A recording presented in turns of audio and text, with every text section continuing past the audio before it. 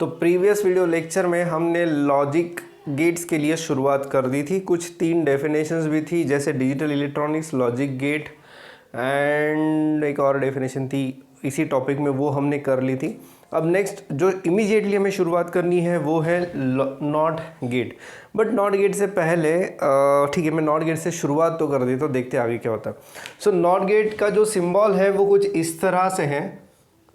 It is very much similar to diode, but diode में यहाँ पे एक वर्टिकल लाइन है, यहाँ पे वर्टिकल लाइन नहीं है। नॉट गेट में यहाँ पे एक बबल है। और नॉट गेट का जो यहाँ पे एक इनपुट ए है, आउटपुट है इसका Y. Now will write truth table. तो ट्रुथ टेबल जो है वो ऐसा है कि ए अगर 0 है तो वाई 1 हो जाएगा, और ए अगर 1 है तो वाई 0 हो जाएगा। ये इसका ट्रुथ टेबल है।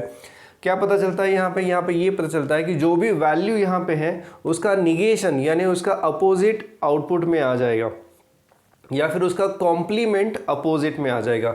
सिंबॉलिकली यहाँ हम लिखेंगे y is equal to A बार यानी a का कॉम्प्लीमेंट यानी अगर a 1 है तो आउटपुट में आपको y 0 मिलेगा, अगर इनपुट में a 0 है तो आउटपुट में आपको y 1 मिलेगा। ये इस ट्रुथ टेबल से भी क्लियर हो गया होगा। तो ये था नॉट गेट। अब टेक्निकली देखा जाए तो what is 1 and what is 0, यानी 1 देना यानी क्या और 0 देना यानी क्या। तो लॉजिक 1 का मतलब रहता है, लॉजिक 1 का मतलब रहता है 5 वोल्ट, इलेक्ट्रॉनिक्स 5 वोल्ट। लॉजिक 0 का मतलब रहता है इलेक्ट्रिकल सप्लाई 0 वोल्ट। तो लॉजिक 1 यानी इलेक्ट्रिकल सप्लाई 5 वोल्ट, लॉजिक 0 यानी इलेक्ट्रिकल सप्लाई 0 वोल्ट। यानी मैं अगर इनपुट में 5 वोल्ट दूंगा तो आउटपुट में मुझे 0 वोल्ट मिलेगा, और अगर मैं इनपुट में 0 वोल्ट दूंगा तो आउटपुट में मुझे 5 वोल्ट मिलेगा। ऐसा इसका मतलब है। Of course there are different supply for this gate. ये गेट को एक एडिशनल सप्लाई की भी ज़रूरत होती है, जो हमने यहाँ पे नहीं दिखा है। किसी भी लॉजिक गेट में ये एडिशनल सप्लाई हमने नहीं दिखाया है। अब बात करते हैं नेक्स्ट गेट की। नेक्स्ट गेट है आपका, मेरे ख्याल से नेक्स्ट गेट है आपका और गेट।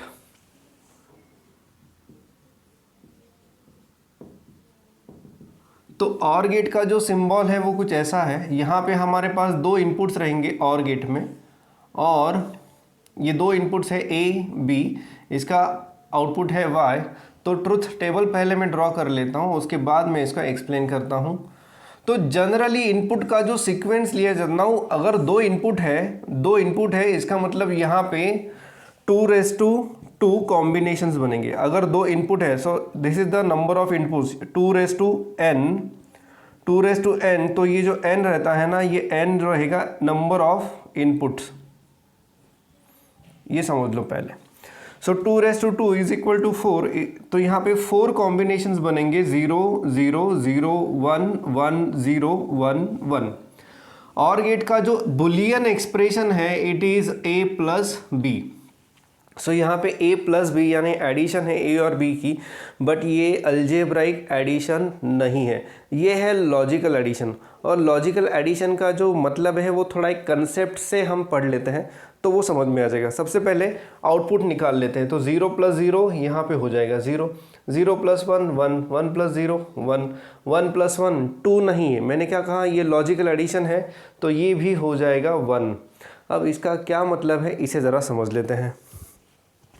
तो यहाँ पे कंसेप्ट कुछ ऐसी है कि मान लो आपके पास एक बल्ब है और आपके पास 2 स्विचेस हैं। एक मिनट है, इसको ज़रा ड्राई होने दो।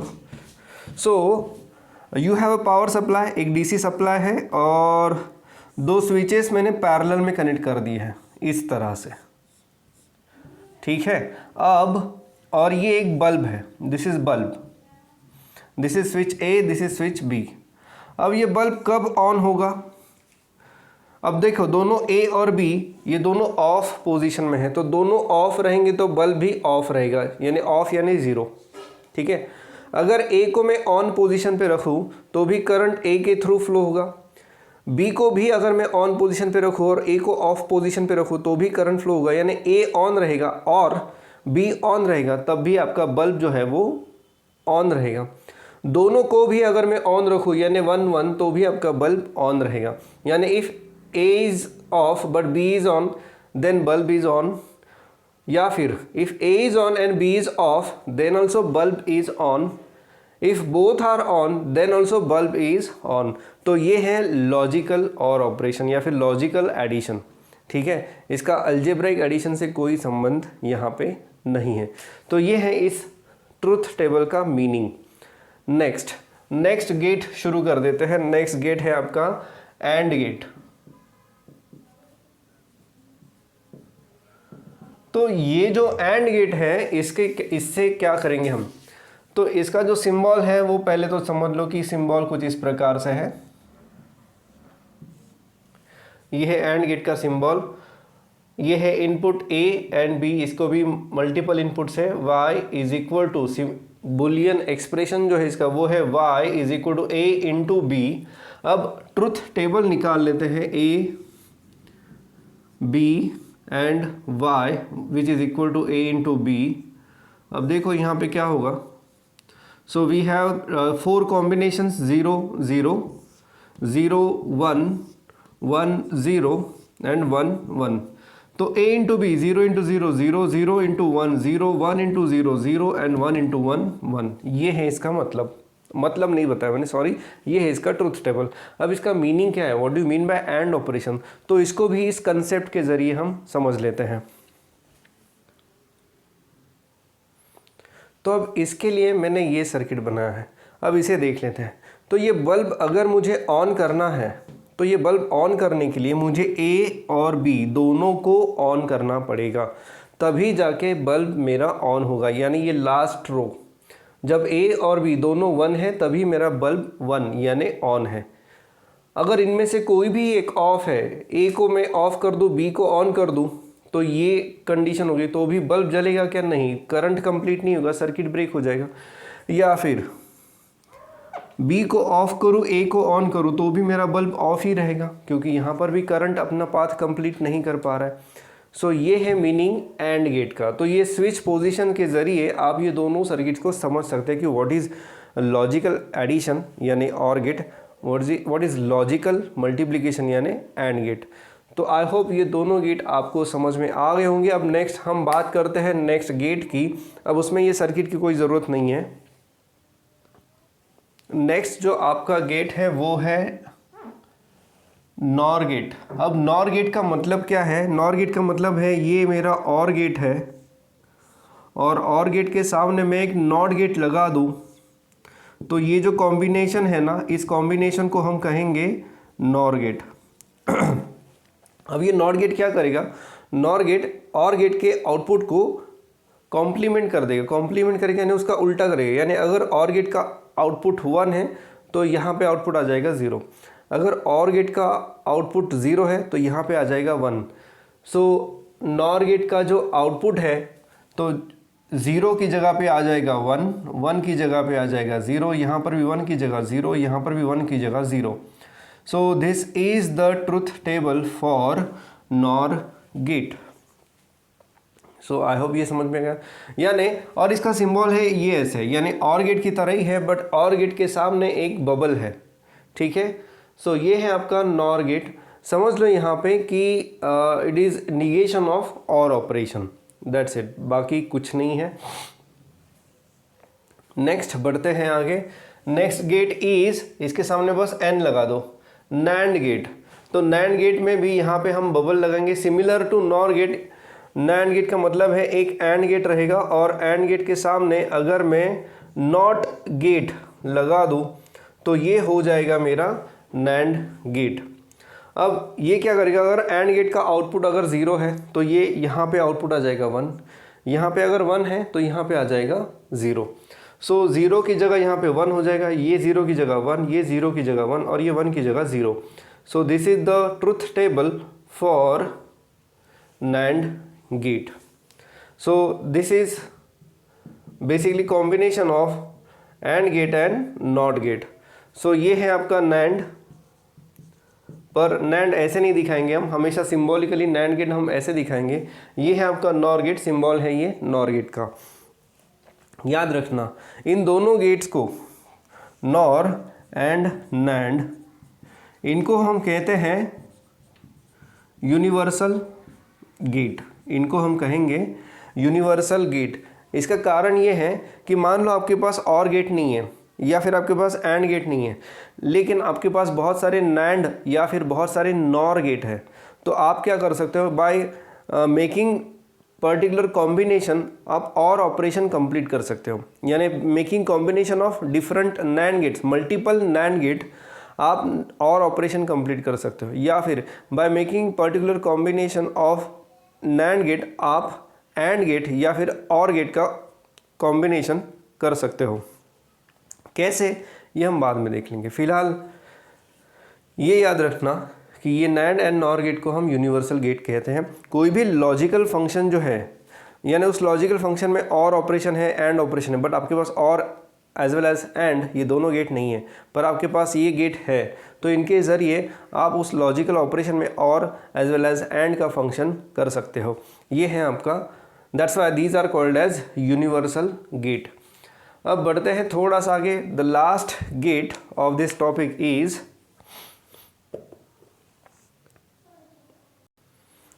नेक्स्ट जो गेट है आपका वो है exclusive OR gate, in short XOR gate.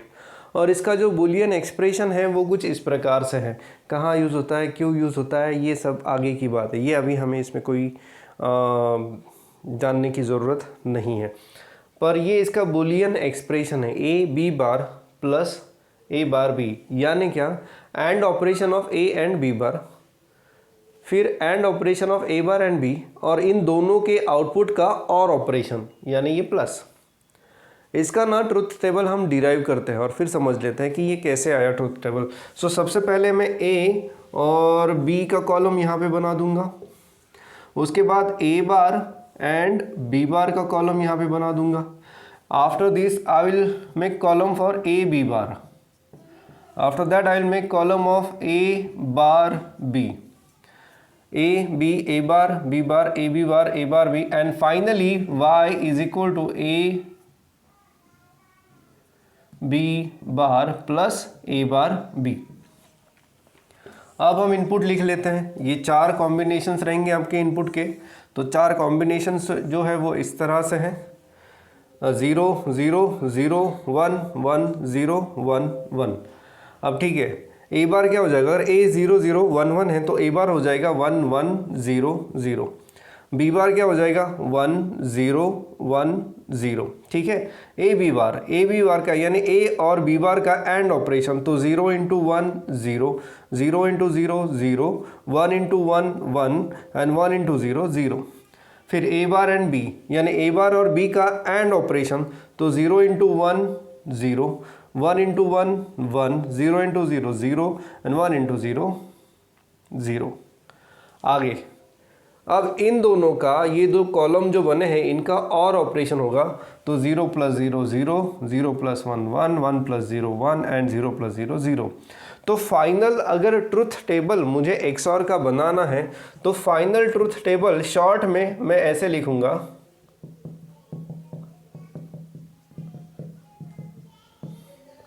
Truth table कुछ इस प्रकार से है,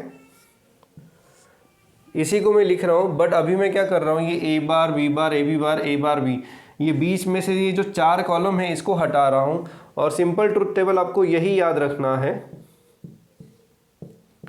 वो ये है कि 0 0 1 1, बस इतना ही आपको याद रखना है। ये बस मैंने बताया कि कैसे ये आउटपुट आ सकता है, यानी आया है। ठीक है, इसलिए मैंने ये पूरे डिटेल में बताया, इतना सब लिखने की ज़रूरत आपको नहीं है। पर इसको याद कैसे रखेंगे, तो इसको याद रखने के लिए दिमाग में कंसेप्ट रख लेना कि जब दोनों इनपुट ए और बी सेम रहेंगे तो आउटपुट 0 है। तो देखो 0 0 है तो आउटपुट 0 है, जब दोनों 1 1 है तो भी आउटपुट 0 है। जब दोनों इनपुट की वैल्यू अलग अलग रहेगी, यानी ये 0 ये 1 या फिर ये 1 और ये 0, तो आपका आउटपुट रहेगा 1। इस तरह से आप इसे याद रख सकते हो। इस प्रकार से हमने सारे लॉजिक गेट जो है वो कंप्लीट कर लिए हैं, बट कुछ इम्पॉर्टेंट चीज़ें मुझे यहाँ पे बतानी है, उसे ज़रा हम देख लेते हैं कि क्या क्या इम्पॉर्टेंट चीज़ें हैं। उसके बाद आप असाइनमेंट सॉल्व कर सकते हो। ठीक है, assignment as well as various combination of logic gates, ये भी आपको सॉल्व करना पड़ेगा। तो ये अलग अलग कौन से पॉइंट्स है, इम्पॉर्टेंट पॉइंट्स, वो अभी देख लेते हैं। देखो यहाँ पे मैंने क्या किया है, ये मेरा नैंड गेट है, यहाँ पे दोनों ये नैंड गेट है और दोनों नैंड गेट के ये जो दो इनपुट है वो एक ही सिग्नल को मैंने कनेक्ट कर दी है।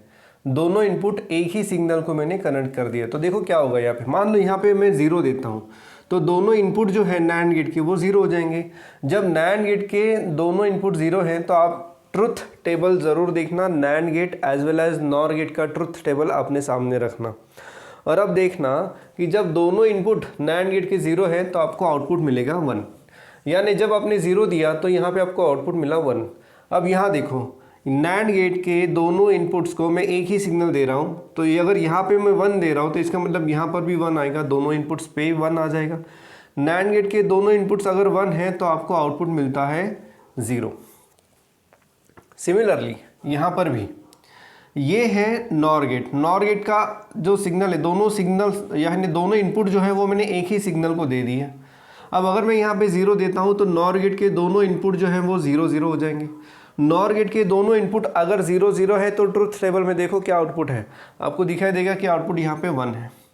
यहाँ पे मैं अगर 1 कर दूँ तो ये 1 हो जाएगा, ये 1 हो जाएगा। नॉर गेट के दोनों इनपुट अगर 1 1 है तो आपको आउटपुट मिलता है 0।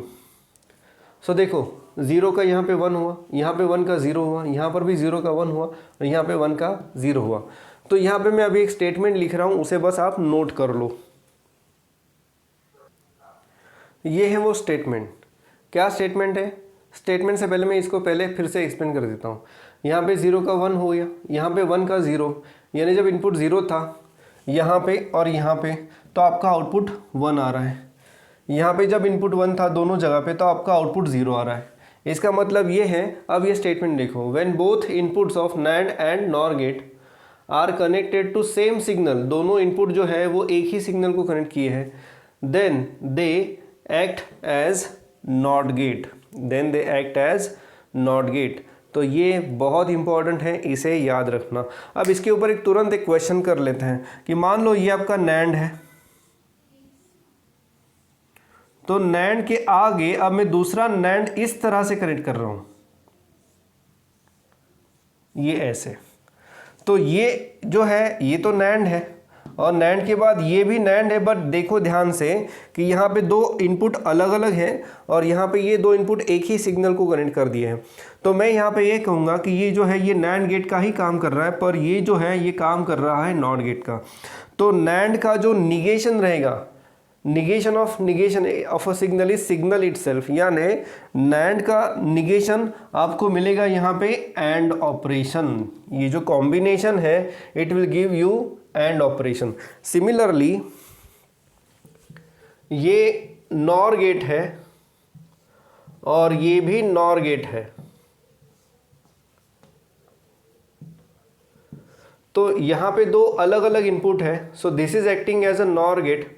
पर यहाँ पे देखो इसके दोनों इनपुट एक ही सिग्नल को दिए हैं, so this will act as NOT gate. तो negation of NOR is nothing but OR operation. तो ये जो है it will give you result of OR gate. इसे संभल के याद रख लेना, बहुत अच्छी तरह से याद रख लेना, ये बहुत इंपॉर्टेंट है। बढ़ते हैं थोड़ा सा आगे। अब नेक्स्ट है आपका डी मॉर्गन्स लॉ। तो डी मॉर्गन्स लॉ क्या कहता है कि complement of A B bar, यानी एंड ऑपरेशन का कॉम्प्लीमेंट है, that is nothing but A bar plus B bar, या फिर कॉम्प्लीमेंट ऑफ और ऑपरेशन यानी ए प्लस बी का complement is equal to A bar dot B bar.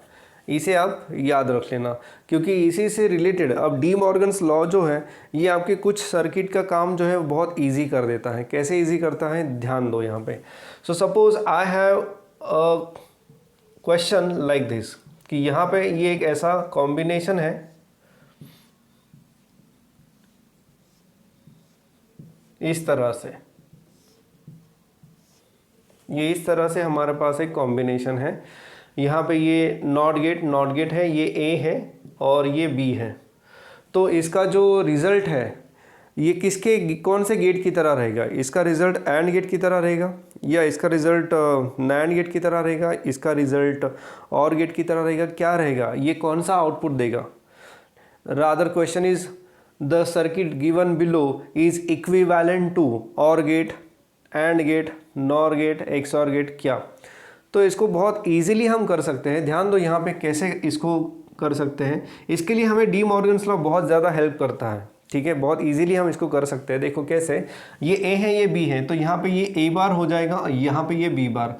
Let this input be C and this be D. तो C है क्या, सी is basically ए बार, और D क्या है, डी इज बी बार, ठीक है। अब इसका जो आउटपुट है वो क्या है, सी प्लस डी बार, क्योंकि ये नॉर गेट है। This is your NOR gate. तो नॉर गेट का आउटपुट क्या रहता है, सी प्लस डी का कॉम्प्लीमेंट, ठीक है। तो अब यानी ये y है, this is output y। So is right here y is equal to c plus d का कॉम्प्लीमेंट। डी मॉर्गन्स लॉ क्या कहता है, डी मॉर्गन्स लॉ कहता है कि a प्लस बी का कॉम्प्लीमेंट है a बार डॉट b बार। तो यहाँ पे मैं लिखूंगा c बार डॉट d बार। लेकिन c क्या है, c इज a बार, तो c इज a बार और उसका कॉम्प्लीमेंट यानी ये इंटू d क्या है, d इज b बार और उसका कॉम्प्लीमेंट ये। तो यानी यहाँ पे complement of complement signal is that signal itself, so that's why this becomes A and this becomes B। यानी मैं ये कह सकता हूँ कि this circuit is acting as AND gate, this circuit is acting as AND gate. तो इस तरह के भी क्वेश्चंस आपको आ सकते हैं, और ऐसे अगर क्वेश्चंस आते हैं तो मैं सजेस्ट करूंगा कि आप डी मॉर्गन्स लॉ ही यूज़ करो। डी मॉर्गन्स लॉ से बहुत इजी हो जाता है। अब मुझे एक बात बताओ कि अगर कोई क्वेश्चन आता है कि how many NOR gates are required to implement AND operation. देखो ध्यान से सुनो, minimum how many NOR gates are required to implement AND operation. अगर ऐसा क्वेश्चन आता है तो क्या करोगे। यानी सवाल ये है कि आपके पास एंड गेट नहीं है, लेकिन आपके पास बहुत सारे नॉर गेट हैं, आपके पास बहुत सारे नॉर गेट हैं। तो आप एंड ऑपरेशन कैसे इंप्लीमेंट करोगे, बाय यूजिंग नॉर गेट। तो बड़ा ही सिंपल है, यही तो सर्किट है। पर अब आप बोलोगे सर यहाँ तो नॉट गेट है, रहने दो, नॉट गेट को रिप्लेस कर देते हैं। नॉट गेट को रिप्लेस कर देते हैं बाय नॉर गेट। देखो कैसे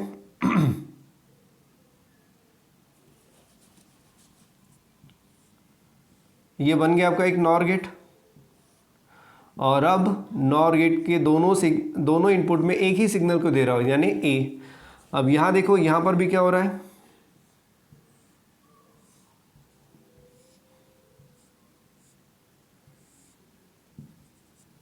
अब देखो ये पहले ही हमने देख लिया था कि whenever both inputs of NOR gate are connected to same signal they are acting as a NOT gate।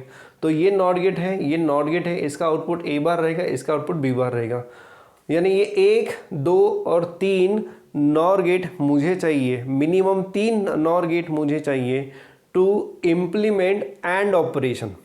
इसीलिए NOR gate as well as NAND gate को यूनिवर्सल गेट कहते हैं। यानी आप किसी भी दूसरे गेट का ऑपरेशन यहाँ पे इम्प्लीमेंट कर सकते हो by using NAND gate as well as NOR gate. यहाँ पे मैंने NOR गेट यूज़ किया, तो थोड़ा आप भी ट्राई करो कि अगर NAND गेट चाहिए, ठीक है, NAND गेट है आपके पास और NAND गेट से आपको एंड ऑपरेशन इम्प्लीमेंट करना है तो कितने मिनिमम गेट लेंगे, या फिर NAND से और ऑपरेशन करके दिखाओ। NAND से यूज़ NAND गेट्स मल्टीपल, ऐसी कोई लिमिटेशन नहीं है, बट कंडीशन ये है कि the number of gates used should be minimum. क्योंकि क्वेश्चन आ सकता है कि मिनिमम आप कितने NAND गेट यूज़ करोगे टू इम्प्लीमेंट और ऑपरेशन। जैसे यहाँ पे मैंने NOR गेट यूज़ किया टू इम्प्लीमेंट एंड ऑपरेशन, तो वैसे ही मुझे NAND गेट यूज़ करना है टू इम्प्लीमेंट और ऑपरेशन। कैसे करोगे, थोड़ा सोचो, चाहिए तो ये भी यूज़ कर सकते हो and find out the result. अब थोड़ा सा और आगे बढ़ते हैं।